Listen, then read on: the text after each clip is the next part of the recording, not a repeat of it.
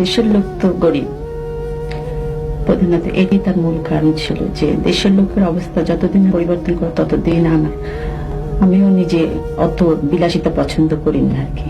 আমার ছেলেদেরও কোনো সময় কোনো বেশি কাপড় চোপড় সে পছন্দ করতো না। আমরা সবসময় রেশনের চালই খাই, সবসময় মাইনা যা পেতেন, সত্যি কথা বলতে না, মাইনা ছিল বোধহয় পে স্লিপ যা আসতো আর কি 2200 বোধহয়, উনি 10% আবার দিয়ে দিতেন। তো তার মধ্যে থেকে আমাকে সে 2000 টাকা দিত, ওর মধ্যেই আমার সংসার চালাতে হতো। আমার ছেলেদেরও কোনো সময় কোনো রকম বেশি কাপড় চোপড় সে পছন্দ করতো না। মরহুম প্রেসিডেন্ট সাহেব, তোমার আব্বার আমরা বঙ্গভবনের দর্জিকে জিজ্ঞেস করেছিলাম, বলেছে যে ওখান থেকে এসে অনেক কাপড় চোপড় ছোট করে তোমাদের জন্য বানাতো দর্জি। এরকম কিছু মনে আছে তোমাদের? আমার এই শার্টটাই আব্বুর ছিল, আমার এটাই অনেক বানিয়ে দিয়েছে।